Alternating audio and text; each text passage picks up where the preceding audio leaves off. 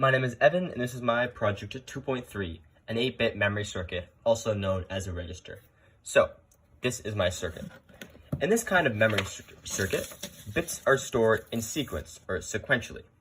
This device can show 8 bits of memory, or 8 bits of information. 8 bits of memory for the circuit essentially means it can represent 2 to the power of 8 values, also being 256. This means it can show the concept of 1 to 255 values, as we know through our concepts of binary numbers. This specific circuit, as I said, can show 1 to 255 values.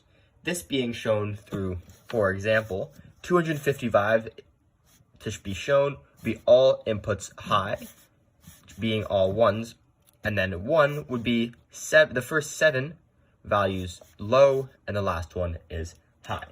So you might be thinking, how does this specific project work? Well, this project works through the use of D flip-flops, which are essentially just the SR latches we used in our previous project, but with an inverter. And they also use a 555 here, but in monostable, not astable mode.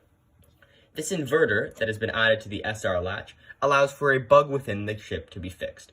This bug is essentially the fact that in the SR latch, both the S and R output pins could be high or low simultaneously, or together and at the same time.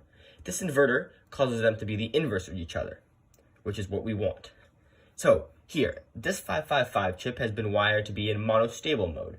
This monostable mode means it is just used to produce one singular square wave output when clicked by a button. So more specifically, what essentially creates this circuit? This circuit uses one 555 IC chip here, one microfarad capacitor, one 0.1 microfarad capacitor, 8 470 ohm resistors for the LEDs, 2 10K ohm resistors for the chips and the buttons, one 22K ohm resistor for the monostable mode of the 555, 3 3mm PBNOs, 4 SH74H3 chips, 8 6mm yellow LEDs, and then finally 5 volts for chip safety. So you might be thinking, how essentially does this circuit work? This circuit has two main inputs: the D input, which is the data input, and the clock input, which is typically labeled as CLK. And both these inputs come together to either turn the LED on to give one bit of information or take away a bit of information. When clock signal transitions from low to high, the D flip-flop samples the D input and transfers it to the Q output. It effectively stores the value from the D at that instant.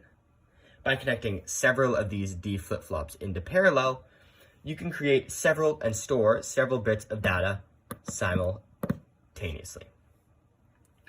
Multi-bit memory circuits allow us to both read and write data. To read data, we simply access the Q outputs of each of the flip-flops here, so 1, 2, 3, 4, 5, 6, 7, 8. And then to write data, we update these D inputs and then use the clock signal once again to store new values. So, thank you for watching my video, and I hope you now understand what a multi-bit memory circuit is and finally, how it works. Thank you.